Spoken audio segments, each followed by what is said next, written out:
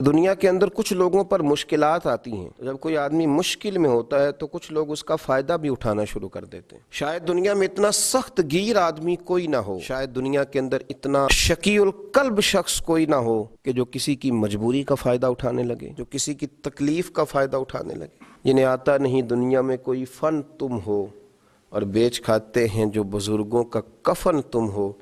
اقبال کہنے لگے اتنے بھی سخت لوگ ہوتے ہیں جو میتوں پہ سودے کریں، اور جو اس عالم میں آ کر جب لوگ تکلیف میں ہوں تو وہ اس طرح کے اسباب پیدا کرنا شروع کر دیں کہ تھوڑا سا دنیاوی نفع لینے لگیں۔ ہمارے ملک کے اندر جب مصائب، آلام، پریشانیاں گھر جاتی ہیں تو کچھ لوگ ذخیرہ اندوزی شروع کر دیتے ہیں۔ وہ وقت کہ جب لوگوں کو خزانوں کے منہ کھول دینے چاہیے تھے، جب لوگوں کو چاہیے تھا کہ وہ اپنی اصل رقم بھی، اصل زر بھی کوشش کرتے کہ وہ لوگوں کے حوالے کریں اور تکلیف اور دکھ کے وقت نکلیں، اس موقع پر کچھ لوگ ذخیرہ اندوزی کرتے ہیں، مجبوریاں خریدتے ہیں، تکلیفوں پر سودے بازی کرتے ہیں، سمجھتے ہیں کہ شاید آج سامنے والا تکلیف میں ہے تو میں کبھی تکلیف میں نہیں آؤں گا۔ دشمن مرے تو خوشی نہ کریے، سجنا بھی مر جانا ہے، دیگر تے دن آیا محمد ہور کڑی نو ڈوب جانا ہے۔ یہ وقت بدلتا رہتا ہے، آزمائشیں آتی ہیں تو ذخیرہ اندوزی کرنا، قیمتیں بڑھانے کے لیے مال کو چھپا لینا، ضرورت مندوں کے قریب چیزوں کو نہ جانے دینا۔ حضرت عمر ابن خطاب رضی اللہ تعالیٰ عنہ بیان کرتے ہیں کہ رسول اللہ صلی اللہ علیہ وسلم نے فرمایا ذخیرہ اندوزی کرنے والا ملعون ہے، لعنتی ہے وہ شخص جو ذخیرہ اندوزی کرے۔ سنن ابن ماجہ کے اندر یہ حدیث موجود ہے، فرمایا ملعون ہے وہ شخص کہ لوگوں کو ضرورت ہے اور یہ صرف نفع بڑھانے کے لیے ذخیرہ اندوزی کر رہا ہے، اللہ سے نہیں ڈرتا۔ حضرت سیدنا عثمان غنی رضی اللہ تعالیٰ عنہ کا بہت سارا مال واپس آیا۔ مدینے میں قرب و جوار میں شدید قحط کا عالم تھا، خشکی تھی، بارشیں نہیں ہوتی تھیں، لوگ تکلیف میں تھے، تو آپ کے 10 سے زیادہ اونٹ غلے کے بھرے ہوئے آئے۔ حضرت عثمان غنی رضی اللہ تعالیٰ عنہ کا جب مال پہنچا، لوگوں کو پتہ چلا، تو وہ جو تاجر تھے جن کو پتہ تھا کہ آج کل ہم مہنگی قیمت میں خرید کر ڈبل قیمت میں بھی بیچ سکیں گے، وہ پہنچ گئے، کہنے لگے کہ سنا ہے آپ کا مال آ گیا ہے۔ آپ کو پتہ ہے نا ہمارے ہاں بلیک میں چیزیں خرید کے پھر بلیک میں بیچنی شروع کر دی جاتی ہیں۔ یہ وہ لوگ ہوتے ہیں جو بڑے سخت گیر ہو جاتے ہیں، جو اپنے دل سے وہ ساری چیزیں دور کر لیتے ہیں جہاں انسانیت جنم لیتی ہے، جہاں محبت جنم لیتی ہے، جہاں انسانوں کا دکھ پایا جاتا ہے، یہ تو پتہ نہیں کہاں پہنچ جاتے ہیں۔ تو بہت سارے لوگ حضرت عثمان غنی رضی اللہ تعالیٰ عنہ کے پاس بہت سارے تاجر آئے اور انہوں نے آ کر کے کہا کہ سنا ہے آپ کا مال آیا ہے، تو ہم ڈبل قیمت میں آپ کا مال خریدنا چاہتے ہیں۔ حضرت عثمان غنی رضی اللہ تعالیٰ عنہ فرمانے لگے مجھے تو زیادہ نفع مل رہا ہے۔ ہم نے کہا 3 گنا لے لیجئے۔ فرمایا نہیں، مجھے تو اس سے بھی زیادہ مل رہا ہے، 4 گنا۔ ہم مال نہیں دیکھتے، آپ کے جتنے اونٹ مال کے بھرے ہوئے آئے ہیں کسی علاقے سے، تو آپ 4 گنا نفع لے لیں۔ تو حضرت عثمان غنی فرمانے لگے نہیں بھائی، مجھے تو 10 گنا مل رہا ہے اور مجھے تو امید ہے 700 گنا بھی ملے گا۔ کہا جناب وہ کون سا آدمی ہوگا جو آپ کو 700 گنا، 10 گنا، اتنا بڑا نفع ہماری بس میں نہیں ہے۔ حضرت عثمان غنی سے وہ لوگ کہنے لگے آپ تو بڑی دور ہی نکل گئے ہیں، اب تو لمبا ہاتھ مارنے کے چکر میں ہیں۔ جناب عثمان غنی فرمانے لگے تم جاؤ۔ لوگ چلے گئے۔ شرم و حیا کے اس پیکر نے، میرے نبی پاک علیہ السلام کے تربیت یافتہ اس تاجر نے، یہ بھی مالدار تھے، انہیں بھی نفع کمانا آتا تھا، یہ بھی مارکیٹ میں رہتے تھے، ان کو بھی پتہ تھا کہ آج ہی تو لوگ الجھے ہوئے ہیں، آج ہی تو لوگوں کی مجبوریاں خریدی جا سکتی ہیں۔ پر جناب عثمان غنی نے اعلان فرمایا جن جن غریبوں کے پاس غلہ نہیں ہے وہ آ جائے۔ عثمان نے خزانوں کے منہ کھول دیے ہیں، لوگ دوڑے آئے، وہ خزانہ لوگ اٹھا اٹھا کے لے جانے لگے۔ تو تاجر آئے، کہنے لگے عثمان تم تو کہہ رہے تھے 10 گنا ملتا ہے اور امید ہے 700 گنا تک بھی ملے گا، اور یہاں تم نے دروازہ کھول دیا ہے غریبوں لاچاروں کے لیے۔ جناب عثمان غنی رو پڑے، فرمانے لگے یہی تو میری اور تمہاری سوچ میں فرق ہے۔ کسی انسان کی اوقات نہیں کہ وہ 4 گنا سے زیادہ دے سکے، لیکن میرے رب کا وعدہ ہے کہ تم میرے رستے میں 1 دو گے تو میں تمہیں 70 بھی دوں گا، میں تمہیں 700 بھی دوں گا۔ فرمایا میں نے غریبوں پہ اس نیت سے لوٹایا ہے کہ زندگی میں نفع بڑے کمائے ہیں، پر اب جو نفع لینا ہے وہ بندوں سے نہیں، اپنے رب کریم سے لینا ہے۔ آپ ذخیرہ اندوزی کر رہے ہیں، آپ لوگوں کی مجبوریوں کو خرید رہے ہیں۔ آؤ پلٹ کے آؤ، ساری زندگی لوگوں سے تجارت کی، جب لوگ مجبور ہوں، تکلیف میں ہوں، تو پھر ایک دفعہ اپنے رب سے بھی تجارت کر کے دیکھو، اپنے مالک سے بھی تجارت کر کے دیکھو۔ اور جو رب سے تجارت کرتا ہے اسے پھر صرف دنیا کا نفع نہیں ملتا، اللہ اسے دین، دنیا اور آخرت کے نفع عطا فرمایا کرتا ہے۔ اللہ سمجھنے کی توفیق عطا فرمائے۔ میرے دوستو، انسان کو کل عقل بھی مل جائے تو پھر بھی اللہ کی حکمت کا وہ احاطہ نہیں کر سکتا۔ رب کریم کو زیادہ پتہ ہے کہ ہمارے لیے کون سی چیز بہتر ہے اور کون سی چیز ہمارے لیے نقصان کا باعث ہے۔ اللہ تبارک و تعالی کی حکمت یہ چاہتی ہے کہ میرے بندے پریشان نہ ہوں۔ رب یہ چاہتا ہے کہ میرے بندے کسی جگہ پہ بھی دقت اور پریشانی کا شکار نہ ہو۔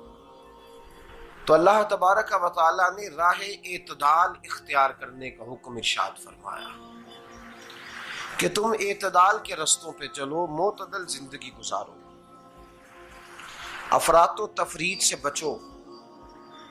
آج جس معاشرے میں ہم وقت گزار رہے ہیں، اس معاشرے میں ہم اس بات کو سمجھنے سے قاصر ہیں کہ اصل ہمارا مسئلہ کیا ہے۔ ہمارا اصل جو مسئلہ ہے اس کی شناخت ہمیں کیسے ہوگی اور ہم پھر اس تک رسائی کس انداز میں حاصل کر پائیں۔ ہم ہمیشہ اپنی آمدن بڑھانے کے چکر میں رہتے ہیں، ایک کام اور شروع کر لیں، پارٹ ٹائم جاب شروع کر لیں، کوئی سائیڈ بزنس اس کا آغاز کر لیں۔ ہماری جو دوڑ لگی ہوئی ہے وہ لگی ہے کام بڑھانے میں، آمدن بڑھانے میں۔ حالانکہ اسلام ہمیں یہ کہتا ہے کہ تو آمدن بڑھانے کے چکر میں نہ پڑ، اصل بات یہ ہے کہ تو اپنے خرچے کنٹرول کر۔ تنگ انسان وہ نہیں ہوتا جس کی آمدن تھوڑی ہوتی ہے۔ یہ توجہ کیجیے گا میری بات، یہ قیمتی بات ہے اور گفتگو ساری کا لب لباب ہے۔ تنگ بندہ وہ نہیں ہوتا جس کی آمدن تھوڑی ہوتی ہے، اصل پریشان وہ ہوتا ہے جس کے خرچے زیادہ ہوتے ہیں۔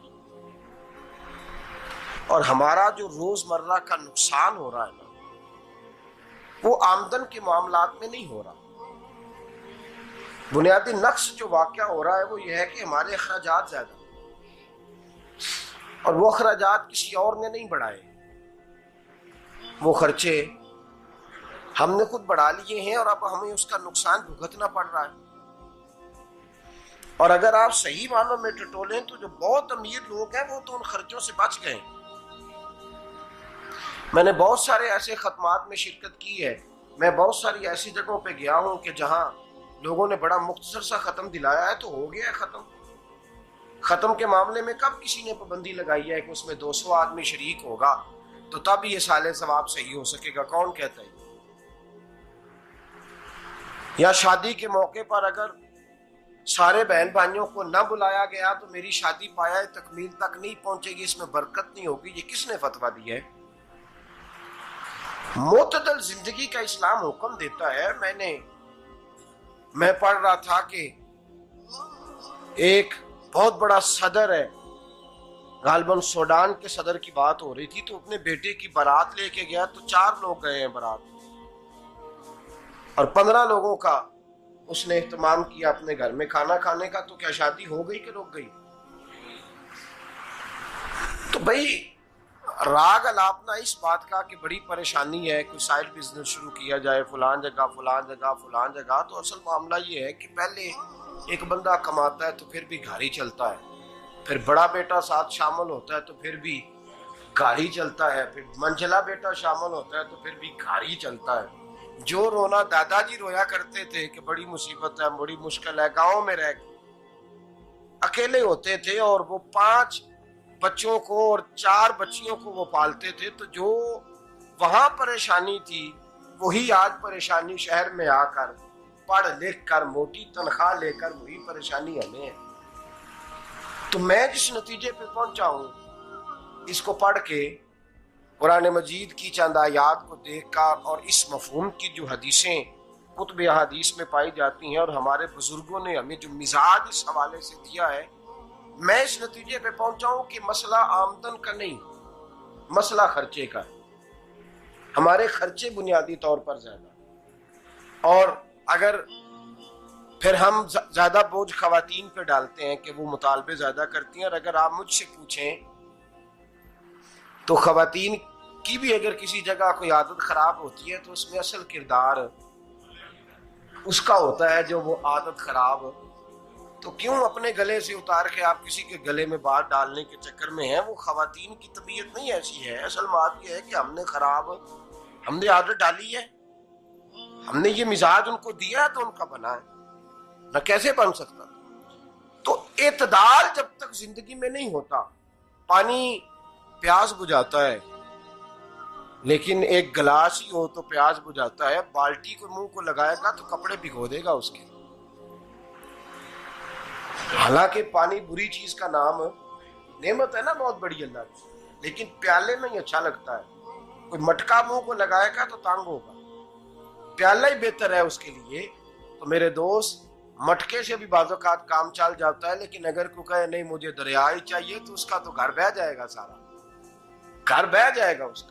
ہمیں دریا قابو کرنے کا موڈ بنایا ہوا ہے تو اس سے گھر بہا کرتے ہیں، اس سے گھر بنا نہیں کرتے۔ گھر پیالے سے پانی پینے سے بنتا ہے، اگر تو دریا پہ قبضہ کرنے کا موڈ بنائے گا تو گھر بنے گا نہیں، گھر بہہ جائے گا۔ آگ نہ ہو تو کھانا پک نہیں سکتا، لیکن ہلکی آنچ سے کھانا پکتا ہے، اور اگر آنچ تیز کر دی جائے تو جی قرینے قیاس بات کر رہا ہوں، میں عقل سے ماورا نہیں کر رہا، قرینے قیاس سمجھانے کے لیے مثالیں دے رہا ہوں۔ ہلکی آنچ پہ کھانا پک جاتا ہے، اور آگ تیز ہو تو کھانا جل جاتا ہے، تو کھانا اتنی دیر کھانے کے قابل رہتا ہے جب تک وہ ہلکی آنچ پہ پکتا ہے۔ تو جتنی مرضی تو کہتا ہے نہیں میرا گزارے نہیں، آگ تیز ہونی چاہیے، تو میاں جل جائے گا، جل جائے گا۔ ہوا نہ ملے تو سانس نہیں آتی، ٹھیک ہے؟ آکسیجن نہ ہو تو سانس، ہوا نہ چلے تو گزارا نہیں ہوتا، لیکن اگر تیز چلے نا، اگر تیز چلے تو آندھی اور طوفان بن جائے تو چھتیں گرا دیتی ہے، جانیں لے لیتی ہے۔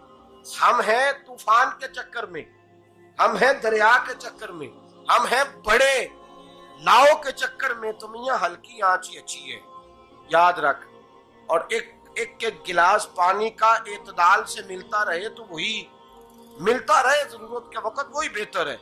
تو پورے دریا پہ قبضہ کرنے کا پروگرام نہ بنا، تانگ ہو جائے گا۔ اور میرے عزیز یاد رکھ، ہوا سانس لینے کے مطابق ملے تو وہی اچھی ہے، جو سانس بند کرنے پہ آ جائے وہ ہوا اچھی۔ ہم نے چکر چلا لیا ہے کہ زیادہ پیسہ، راتوں رات پیسہ، لمبا پیسہ، یہ پلاٹ بھی میرا، وہ پلاٹ بھی میرا، گجرانوالا بھی، گجرات بھی، لالا موسیٰ کھاری اور پنڈی تک جہاں میں جاؤں میرے نام کی تختیاں لگی ہوئی ہونی چاہیے۔ اسلام منع